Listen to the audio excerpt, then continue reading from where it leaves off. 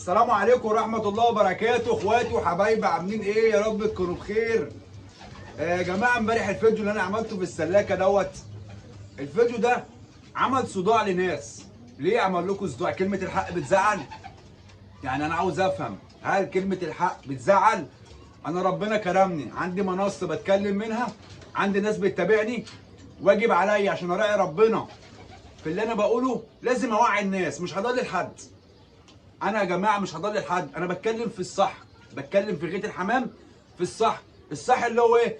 ماليش دعوه بقى بالتقليد دوت صح، التقليد ده غلط، المواصفات دي صح، المواصفات دي غلط، ثواني بس. لكن انا بتكلم في اصول غيه، وبتكلم في كلام صح. ماليش دعوه باشخاص، ماليش دعوه بناس، ماليش دعوه بغواي، انا بتكلم في اصول غيه. يبقى انا النهارده لما بقول لك النش والخبره تستفاد منها، لو عديت لك النهارده غاوي النش يفيدك بايه؟ انا امبارح عديت 6 حاجات، والله لو قعدت افصص لك غاوي النش يفيدك بكام معلومه مش هتخلص. غاوي السلاكه اللي هو غاوي الزينه، لو قلت لك هيفيدك بكام حاجه هتلاقيهم حاجه او اتنين بالكتير، مش هيفيدك بحاجه تاني. الكلام ده يزعل حد؟ ما يزعلش حد يا جماعه. انا بتكلم كلام في اصول غيه، ربنا كرمني بمنصه بتكلم من عليها، ليا ناس بتتابعني من مصر ومن بره مصر، واجب عليا اللي انا انور الناس دي وافطمها. ما بقاش انا عندي سلعه او عندي منتج عاوز اسوقه، فعشان خاطر اسوقه اضلل الناس، عشان خاطر اسوقه غلط. نراعي ربنا شويه في الناس. لا، اعلمه الصح، واعلمه الافاده، واعلمه الشغل المظبوط، واعلمه يغوى الحمام ازاي. ما اقولش لا ده فلان نشيش. يعني ايه فلان نشيش؟ انا عاوز افهم يعني ايه فلان نشيش. انا هوريك حاجه دلوقتي، والكلام ده هيكون عمل النهارده اطلع لك بحمام. خلاص؟ ايه الفرق ما بين حمامه السلاكه اللي هي حمامه الزينه، وايه الفرق ما بين حمامه النش؟ يقول لك مواصفات وتكوين. لا، مش مواصفات وتكوين حضرتك.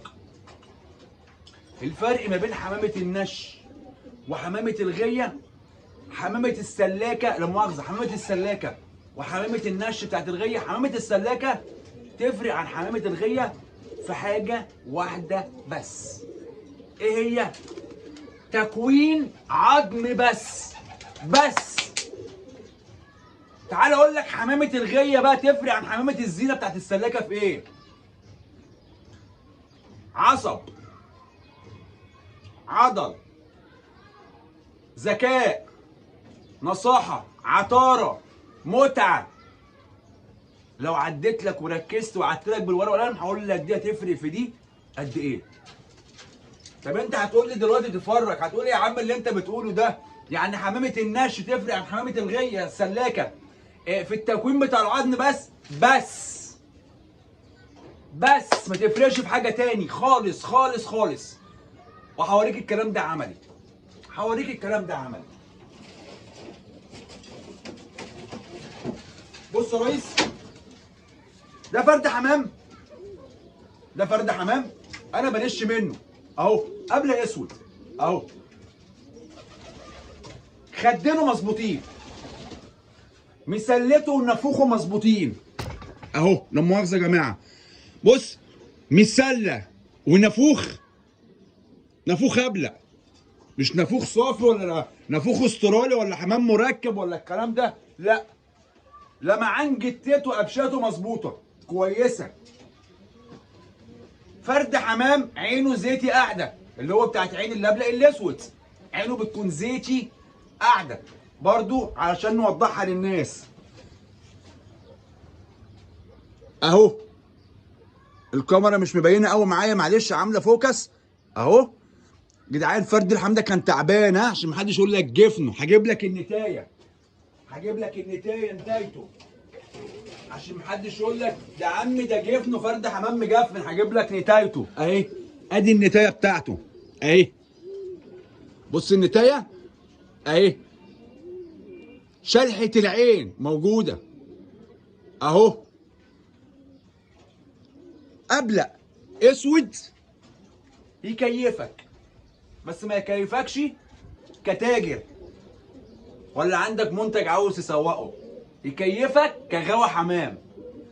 هتقول لي الفرق يا ابو حازم ما بين التاجر وما بين غاوي الحمام؟ التجاره مش عيب، اي حاجه دخل فيها التجاره انا بالنسبه لي مش عيب، ما عنديش مشكله انك تتاجر. بس لما تيجي تكون تاجر في غاية الحمام ما تقولش انا غاوي، عشان كلمه غاوي دي عبايه كبيره مش اي حد يلبسها. كلمه غاوي عايزه واحد معلم عشان يلبس الطوب بتاع الغيه ويليق عليه. كلمه غاوي يعني نشيش، واللي ما نشش ما غواش حمام.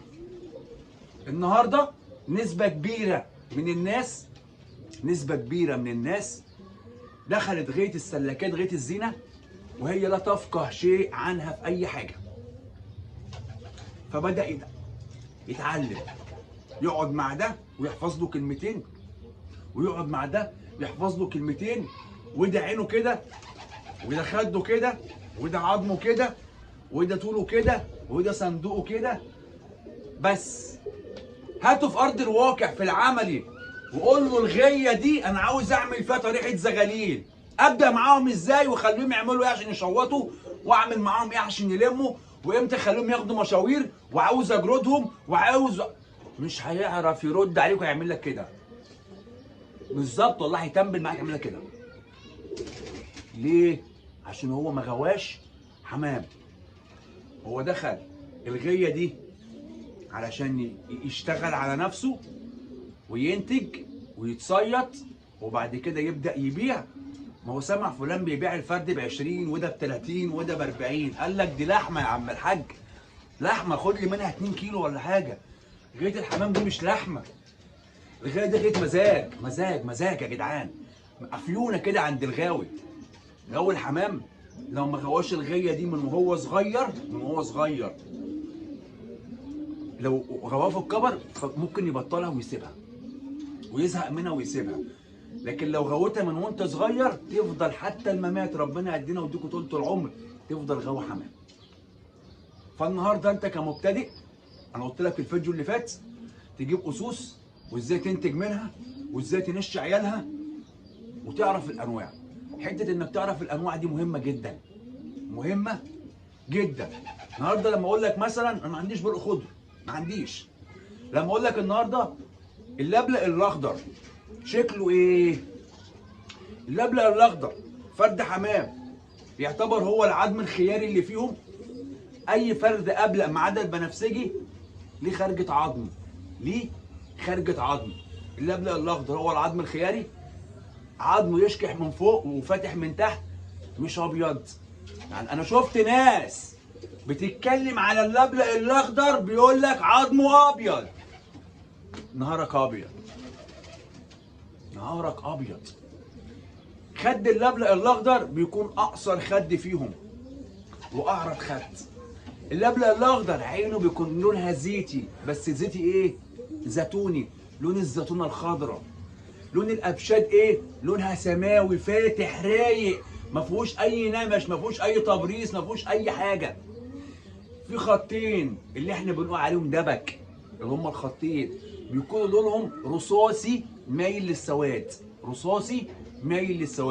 هنا انا بديك مواصفات فرد حمام، انت لما تتفرج على فرد حمام بالمواصفات دي تقول ده التربو قال لي فرد الحمام اللبلق الاخضر عظمه ما يكونش ابيض، خده قصير وعريض، لونه جتته سماوي فاتح، مسلته مفتوحه، ما يكونش فيه ولا برقع ولا فيه كموخه. ايه البرقع وايه الكموخه دي يا عم الحاج؟ انت بتجيب الكلام ده منين؟ البرقع ده انا هوريك طالما الحمام موجود اوريك عليه. بص يا باشا، شايف الخد من هنا؟ انا هاجي لكم كده عشان ابص معاكم في الكاميرا عشان تبان. شايف الخد من هنا وشايف الخد من هنا؟ في النص ابيض اهو، في النص ابيض. لو ده قفل على ده بنفس اللون كده وما بقاش فيه الابيض اللي في النص ده، كده بقى اسمه برقع. كده اسمه ايه؟ برقع. طيب لو المسله دي مقفوله ما فيهاش الحته البيضاء، والمسله دي لازم تكون موجوده في اللبلة يا جماعه. من مواصفات ومن محاسن اللبلة المسله. لو المسله دي مش موجوده نقول له فرد حمام مسلته مقفوله ما فيهوش مسله. طب لو اللون بتاعه جه على دماغه من فوق هنا وما فيش البياض ده، هنا في طرطشه، المفروض الطرطشه دي ما تبقاش موجوده. لو جه هنا فوق نفس اللون بتاع الخدين وجيت على دماغه، اسمها ايه؟ بكاموخه. يا عزيز يا رب، يا عزيز يا رب، ده قدام المغرب بقى اسمه بكاموخه. فده اللبلق الاخضر بمواصفاته، ده اللبلق الاسود بمواصفاته، ده البنفسجي هنتكلموا عليه ان شاء الله في الفيديو الجاي. واستاذنكم اخواتي وحبايبي، حان الان موعد اذان المغرب. تحياتي ليكم، ما تنساش تعمل لايك، متابعه، كومنتك الجميل، وتحياتي لكل الناس. انا بالنسبه لي بتكلم كمحتوى، ماليش دعوه باشخاص، ماليش دعوه بغوايه حمام، الناس كلها حبايبي واخواتي، بس انا بنصح نصيحه للناس اللي مش عارفه الغيه شويه، نصيحه لوجه الله. تحياتي ليكم والسلام عليكم ورحمه الله وبركاته.